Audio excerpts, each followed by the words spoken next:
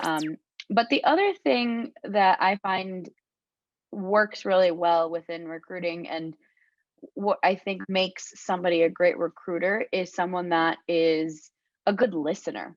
Not necessarily someone that's like just good at talking and presenting and all of that, but it's someone that can truly listen and be empathetic to everyone that you're speaking to.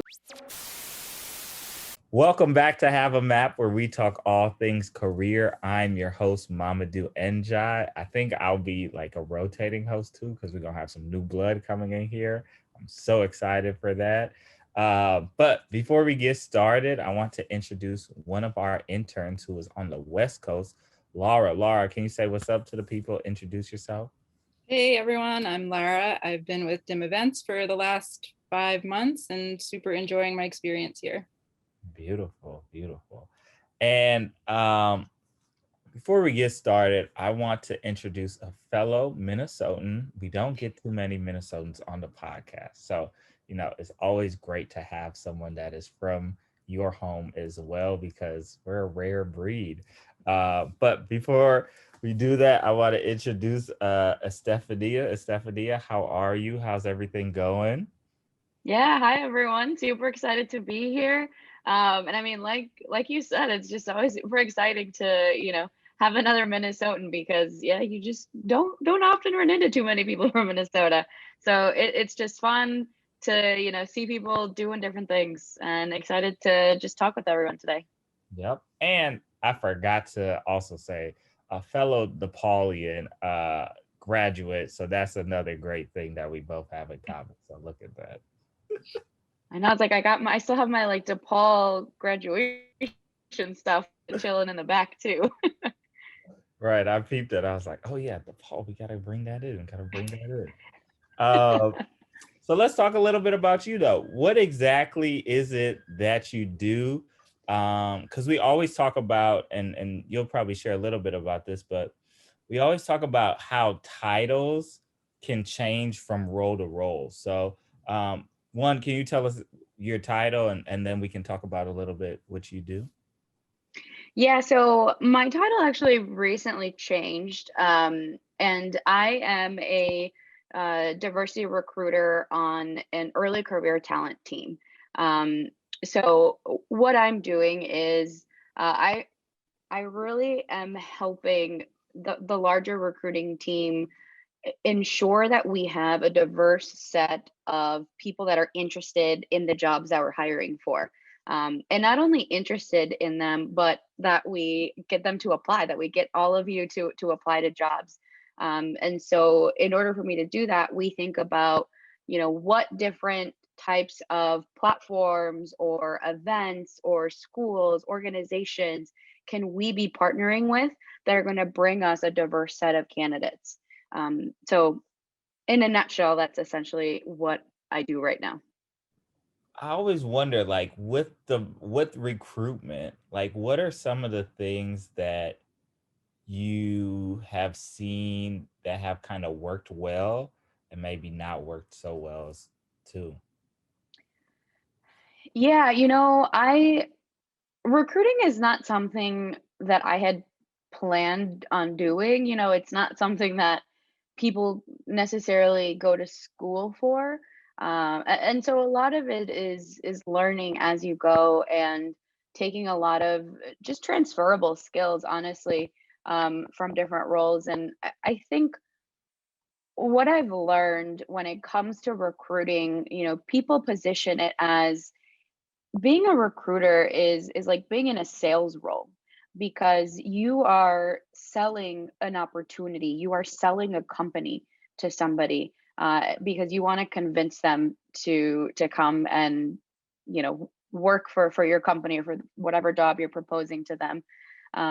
But the other thing that I find works really well within recruiting and what I think makes somebody a great recruiter is someone that is a good listener.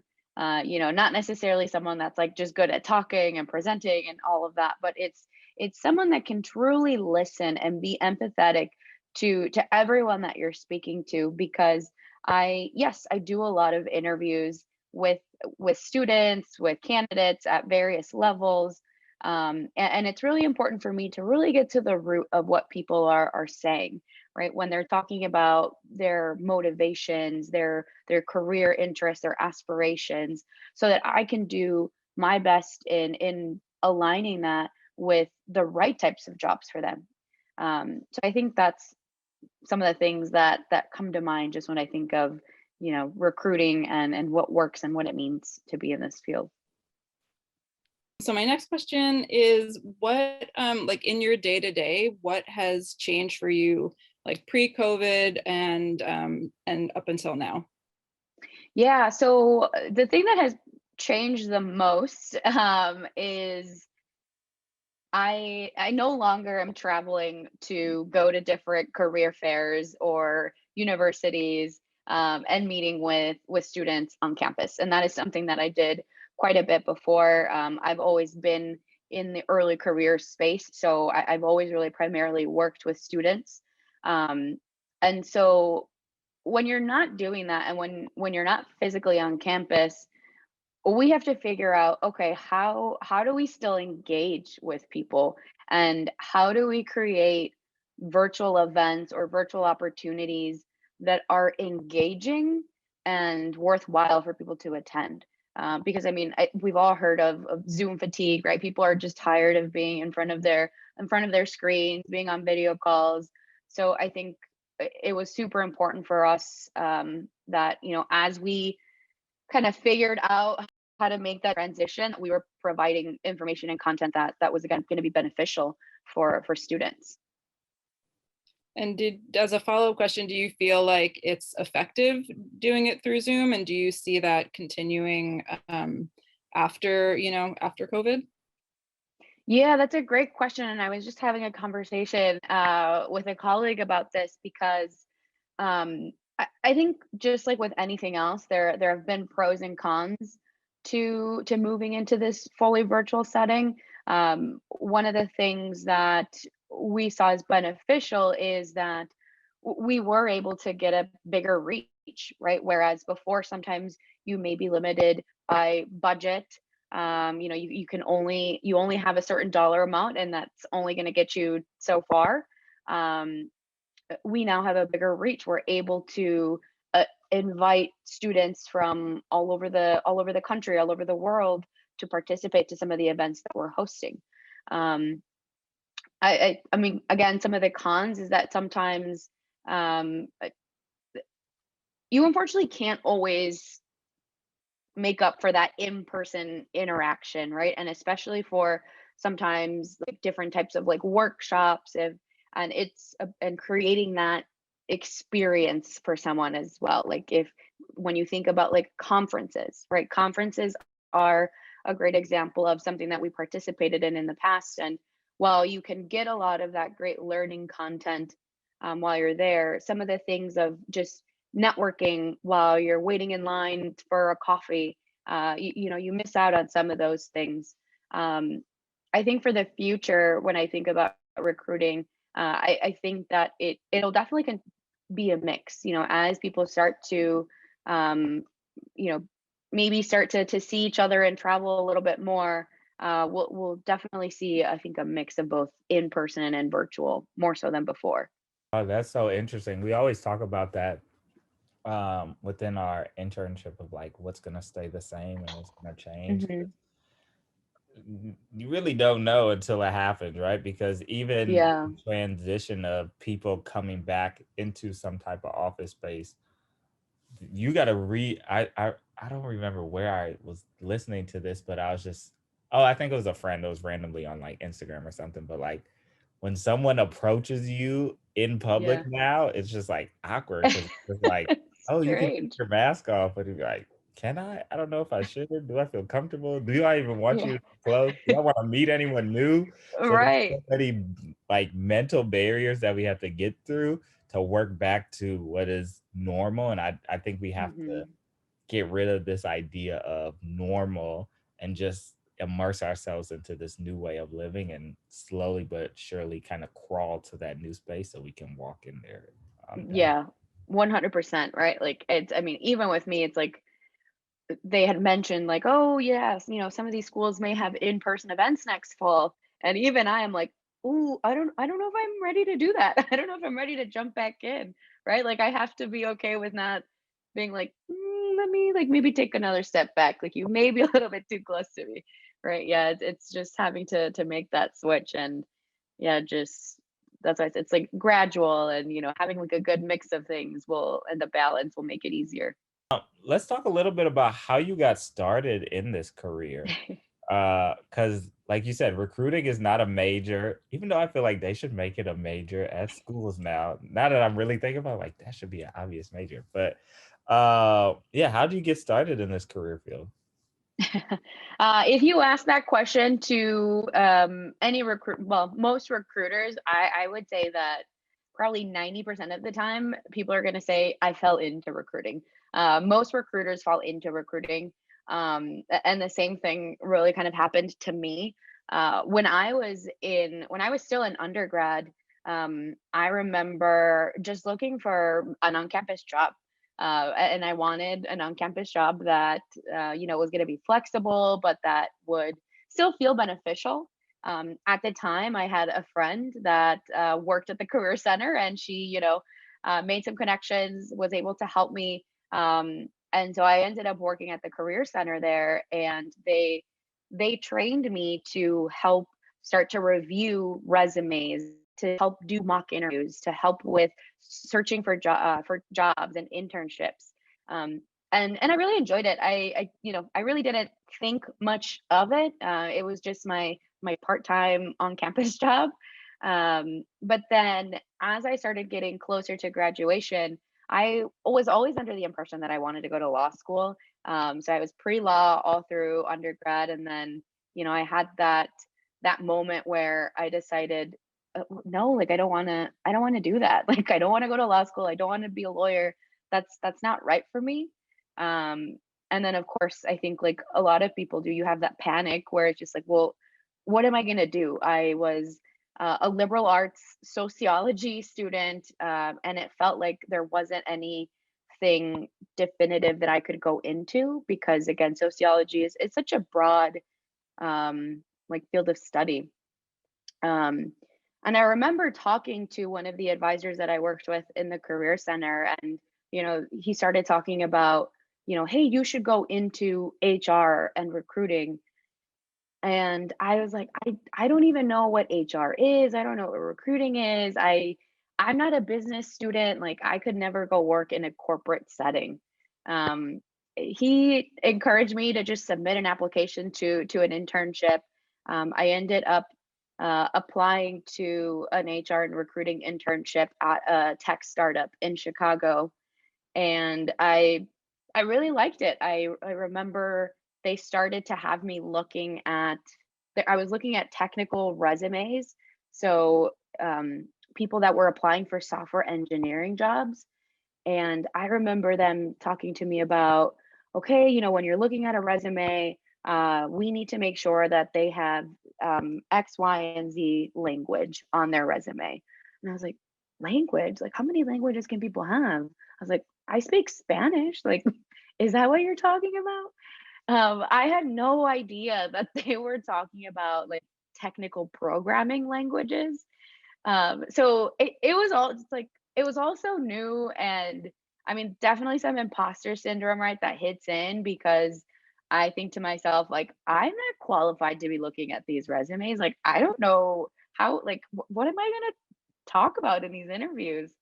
But again, as I started to do it more and more, I realized that the HR side of things wasn't necessarily for me. But I was pretty good at recruiting. Like I was good at listening to people and matching them up and seeing and talking with hiring managers, and um, working with students. It felt like an easy transition from some of the work that I was doing at the career center during my on-campus job. Um, and yeah, I mean, years later, here I am, still doing this work, and it's still work that I find very rewarding. I think growing up, I always kind of had that notion of, well, I'm not sure what I want to do, but I want to help people. And I feel like I get to do that every day at my job. So that's my story as to how I got into it and why I'm still doing it now. That's a great segue to our next question is like, what are the highlights of your career? Yeah, so some of the best moments in my career, like I have literally been in tears sometimes. Like people make me cry because I what I love to do is I love to present opportunities to people who may have not considered those opportunities for themselves. Like and those stories are the ones that feel great because I think whether it's, someone saying, well, I don't think that I'm ready for this job, or like I don't think that I'm qualified, but based off of even what I see, and sometimes just after I have an initial conversation with someone, like I can see the hunger, I can see the great aptitude for learning. And it's almost like finding those like diamond in the rough, I guess, is what I love to do because I love being able to call someone and let them know, hey, you made it all the way to the end, and we would love you an offer. And being able to extend those offers and those opportunities for people are like amazing. Like, some of the gratefulness that I hear, and people saying that like they couldn't have done it without me, and it's like, no, like this isn't a no, it's not me. Like this was all you. Like it was always in you. But it's like those moments are just like what continue to keep me going, and we make it hard to like step away from just being on the phone with people and talking to people every day. I relate to that so much as far as like the weird moments. I feel like as I got older, I just got so emotional. But every time we do Yeah. interviews, and people just like, I'm just thankful to even have the interview. I'm like, oh my gosh, that is so beautiful. Like I'm tearing up You're just right. thinking about it. And I'm like, wow. And then when you offer them the job and they're just like speechless and they're just like, I really wanted this, or you read through some of their Yeah. responses, just like, wow, like you really can see the impact that Mhm. careers and opportunities and speaking things into existence, right? Can change people's lives, but then not only their lives, and especially when we talk diversity, recruiting, like not just change their lives, but change the next person's life who sees maybe their big brother or big sister or someone in their family get that opportunity, like, oh, I can do that too. And that's the stuff that I think, changes generations, and that role in what you're doing is so important because it's laying the foundation for someone's next Mhm. generation, especially in that diverse space. Yeah, 100%. And I think that's where again it- go finding those people who may not even believe in themselves yet, right? And I think again that plays into imposter syndrome, and then just like it's so important to just go for these opportunities. But yeah, I mean, some of the most like things that stand out in my mind is like I remember there was someone who I worked with that I reached out to. um they talked about their story about how they came as they came from a different country. They started with like learning English and really just starting to work their way up with like an associate's degree, working on their own, learning on their own. And when I called to tell them the good news, they were so like they didn't even have words. They were so excited, and they were like, "Wait, like, do you speak Spanish? Like, can I speak to you in Spanish?"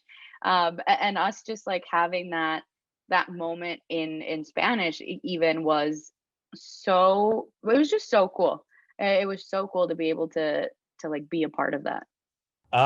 With all of these emotions flowing, doing your job, things of that nature, how do you practice self-care? Because as much as I'm sure there's happy moments, there's also sad moments where you have to tell someone, no, you can't do that. And I feel like that is the hardest thing. And I always try to Yeah. wait till the last minute to do it, but sometimes it's better to just let them know earlier. So how do you deal with the balance of that? Yeah, that is definitely probably the worst, or the least favorite part of my job, is having to send those emails or make those phone calls, because I mean, yeah, like it's the last thing that somebody wants to hear.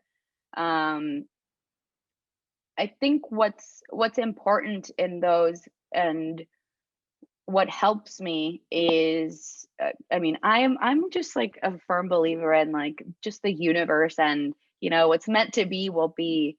And I try to, when I have to deliver those messages, I do my best to let somebody know as much as I'm able to, hey, like the point to which you've gotten right now is a huge accomplishment.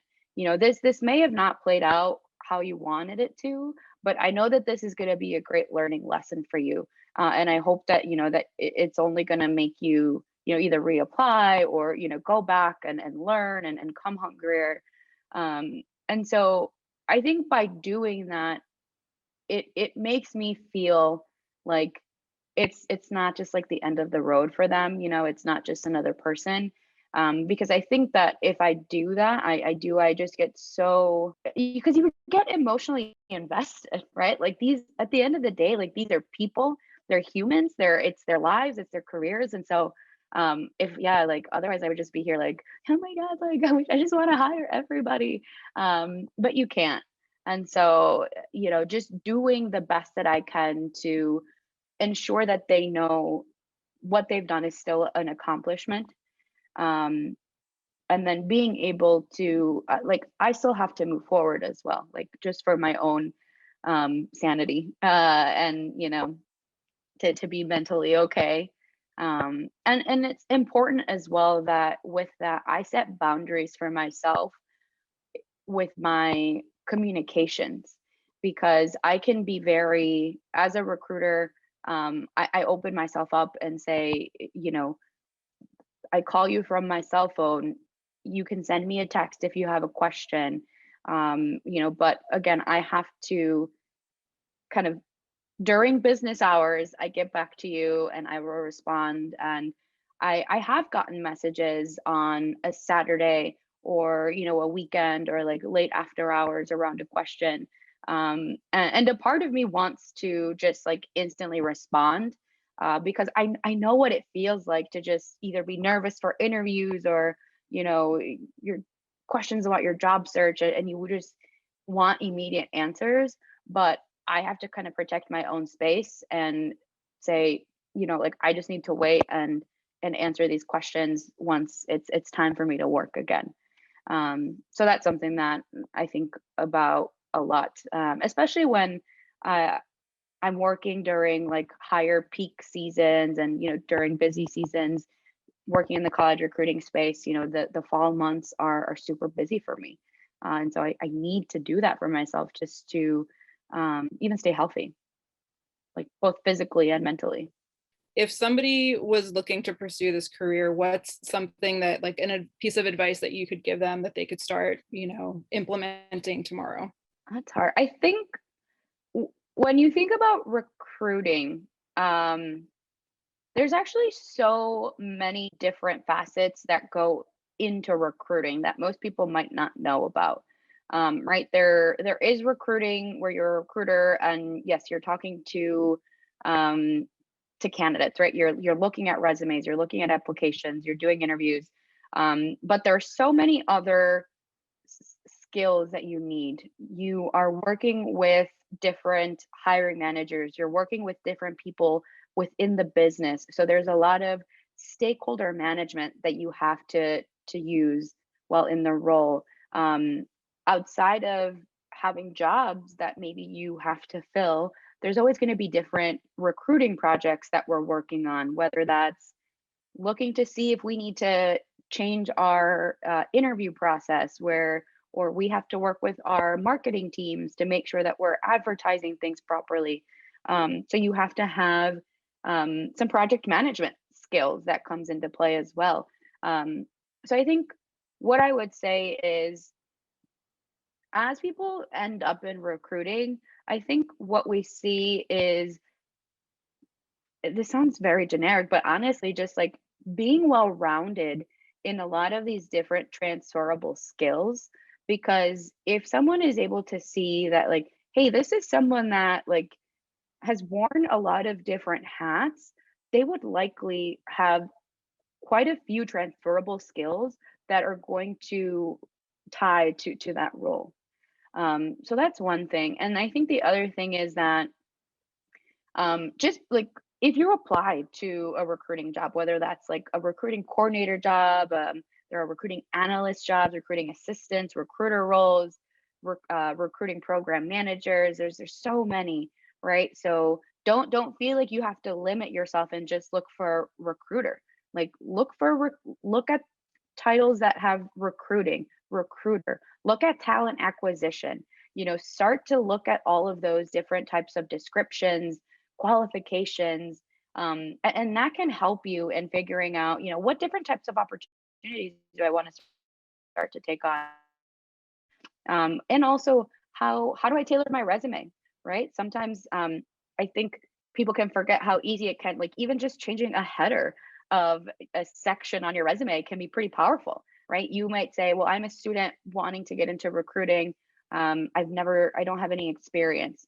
You do. You probably do, right? So maybe label a section recruiting related experience, or transferable experience, right? So that a recruiter sees that and they see like, hey, you know what? They're actually really thinking about this. And that's, I think, what will help resumes stand out as well as you're going to apply for some of these positions. A lot of jewels in there. Um, and to kind of end our conversation, which has been great. It went by so fast. I was like, dang, look at that. But let's talk a little bit about our famous question that we always ask on here. So, if you had to describe the last few days or your last week based on a artist, song, or album, which one would it be and why? And since you are the guest, you can um, push it off to someone else if you don't want to answer first. I'm not going to answer first. I'm going to push the question to somebody else. Okay. Laura, are you ready? I'm ready. Look at that. So I have two things that have been going on in my life the past few days. I've been putting together a research paper that I'm almost done with. And I'll let you guys in on a little secret. I've also been I've been trading stocks recently, so I've been learning how to do that. And so I've been making very small gains. I don't have a lot in those positions, but the song that I've been like running through my head the last few days is All the Way Up by Fat Joe. So that's my song. Hey, run it up. Run it up. I love it. Love it. Are you ready? Okay, I think I'm ready. So this week has been, as most weeks are. I think there's always just a lot of changes that are happening at work, that you just have to like take them and just roll with it. And I think that, like, I don't know, sometimes people can get like frustrated with this challenge. It's just like, oh man, really, we're just gonna change this again. But so the thing that like I always think about, it's like, you know what, this is fine. Like it's gonna be great. We're gonna do something great anyways. Like it's getting nice out. I'm feeling good. So the song, I don't know if anybody's gonna know it, but it's by Celia Cruz. It's like salsa, and the song is called La Vida es un Carnaval. So it's just, about like, hey, we just gotta keep enjoying life and just keep moving forward. And it's just so lively, and you just want to like dance to it, and just like everything's gonna be fine. So that's my song. I like that. That is good. I like that. I have to look that You should song. go check it out. It'll get you going. I'm familiar with her. I love salsa dancing, but I'm not sure about that specific song, so I'm gonna have to go look it up. Yeah, it's a great one. All these answers we get, we need to just put together a playlist The next intern group Yeah. they're gonna work on building a playlist off these past episodes because That's a good idea. that's important. I'm gonna go with a Chicago person, Kanye West, as controversial as he can be. But I'm gonna use his latest album, which was maybe a few years ago, Jesus is King. But I'm gonna use this song called Use This Gospel with Kenny G on it. And the Clips. The Okay. Clips are my favorite rap group, and to see them come together was huge. But when I think of gospel, I'm very spiritual. But all it really means is good news. So I always think of like good news and creating generational impact, helping people. We just got done with our recruitment efforts yesterday slash today for this internship, and a lot of people got good news these last few days, and I'm happy it's over because I've been doing a lot of interviews. So I'm just gonna, use that good news and relax for the rest of the weekend and chill. So yeah, that's gonna be my song. Well, we want to thank you so much for jumping on the podcast and being a guest. We like to give everyone a round of applause since we're virtual, but making sure that they know they are appreciated in the work that you're doing, and you sharing this knowledge is really appreciated because this helps so many of these students. I hear this every time when we do these interviews, how these podcasts help for them to know what careers and areas they want to go into. So just want to thank you for being a part of our Have a Map group and family. And you did an event that was last month. So like, Yeah. things you just really This been year. supporting the dim events. So we appreciate that so much. Yeah, of course. Thank you so much for having me. Of course. And to our listeners, whether this is your morning routine, afternoon, or the routine you do before you go to sleep, thank you so much for listening as well. Skirt, skirt. We're out.